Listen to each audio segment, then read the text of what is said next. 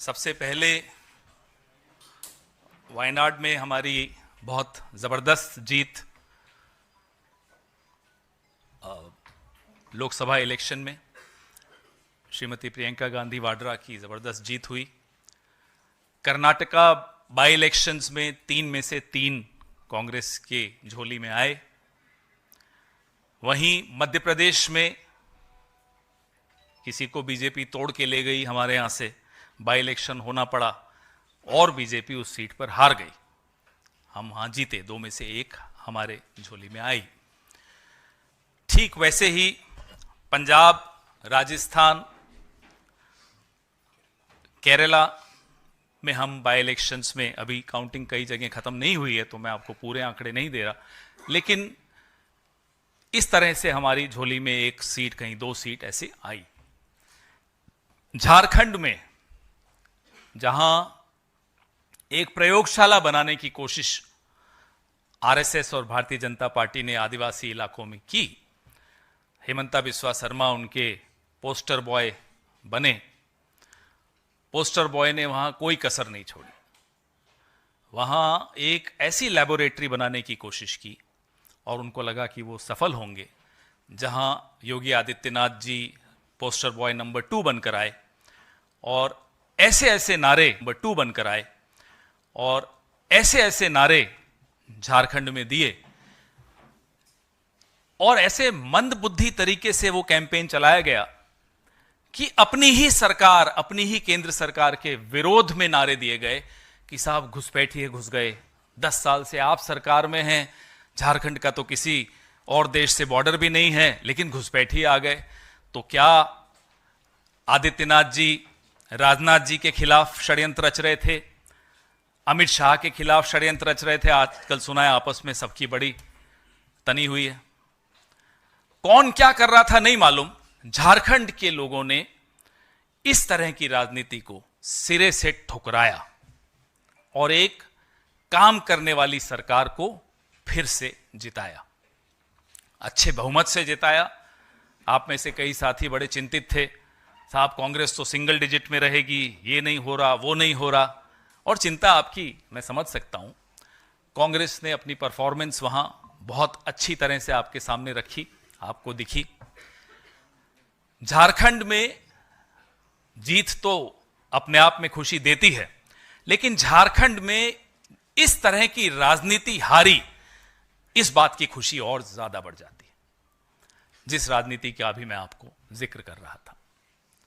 अब आते हैं हम महाराष्ट्र पे, क्योंकि आप लोग झारखंड कम दिखा रहे हो आज टीवी पे, मैं देख रहा था सुबह से, पता नहीं क्यों, जैसे झारखंड मणिपुर की तरह हिंदुस्तान से बाहर चला गया हो, इसलिए झारखंड पे थोड़ा ज्यादा बोलना चाह रहा था मैं।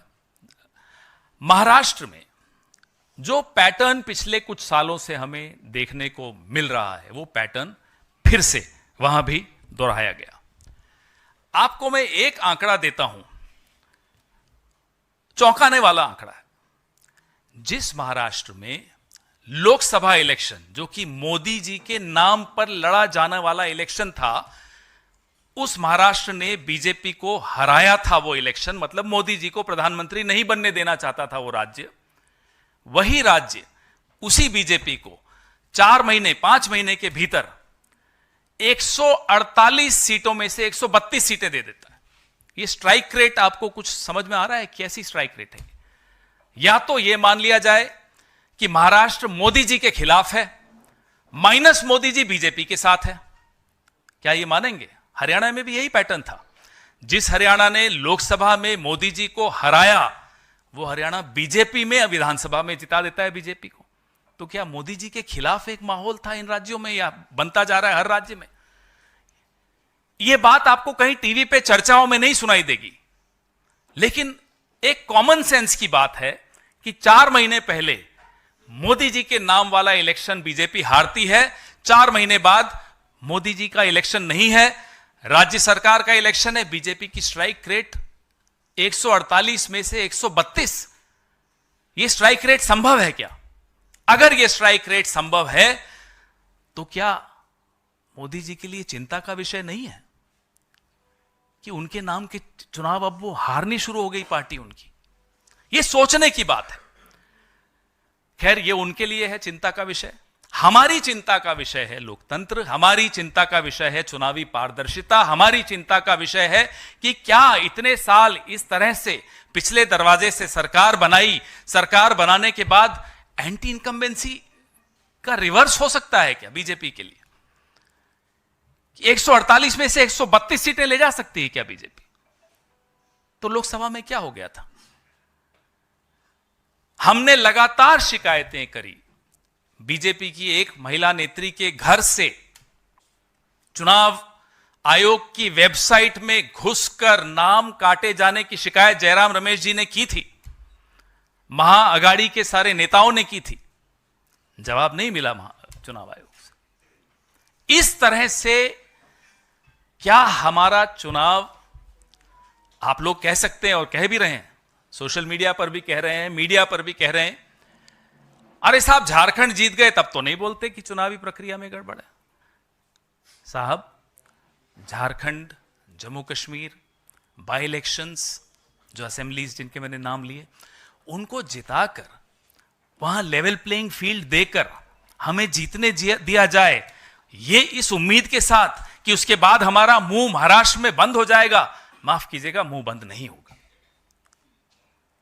जहां भारतीय जनता पार्टी को भारी लाभ लेना होता है वो सारे दांव पेच वहीं खेले जाते हैं, बाकी जगह लेवल प्लेइंग फील्ड चलने दी जाए। जहां लेवल प्लेइंग फील्ड होती है वहां के नतीजे आपके सामने हैं।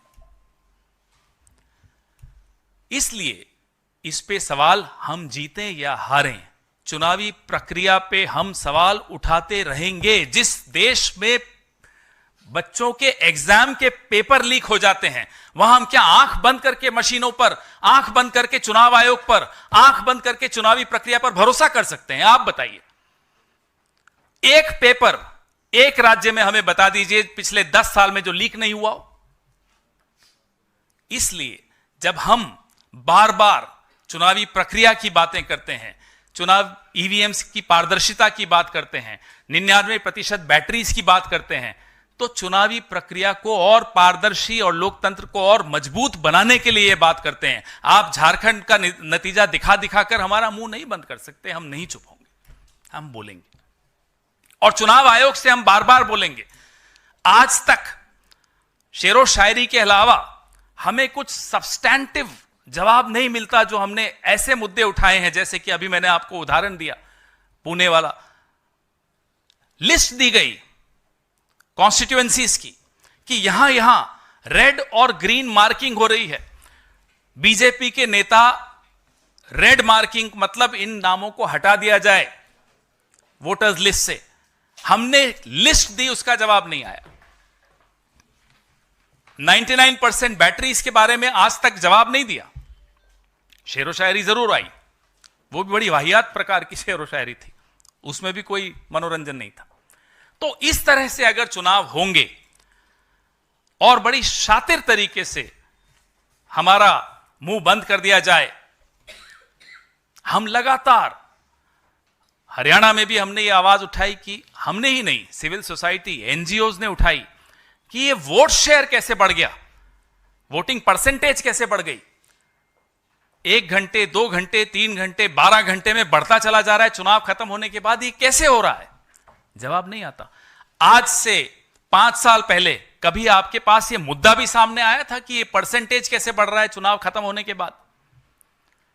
रोज हर चुनाव के बाद और काउंटिंग से पहले कहीं ना कहीं आपके ही चैनल्स पे, सोशल मीडिया हैंडल्स पे ये खबरें चलाई जाती हैं, दिखती हैं, वीडियोस दिखाई देते हैं कि बीजेपी के नेता की गाड़ी में ईवीएम मशीन मिली कल नागपुर में, कल रात को, परसों। कोई जवाब नहीं। क्या चुप्पी से चुनाव आयोग अपने आप को, रात की नींद कैसे आती होगी इन लोग? चुप रहना कोई उत्तर होता है क्या? इसलिए इस देश की सबसे पुरानी पार्टी, इस देश की सबसे बड़ी पार्टी, इस देश में 54 साल 7 महीने शासन में रहने वाली पार्टी की हैसियत से और प्रमुख विपक्षी दल की हैसियत से हम अपनी ये जिम्मेदारी समझते हैं कि इस तरह के सवाल जो कि भारतीय जनता पार्टी को बड़े परेशान करते हैं, हम उठाएंगे।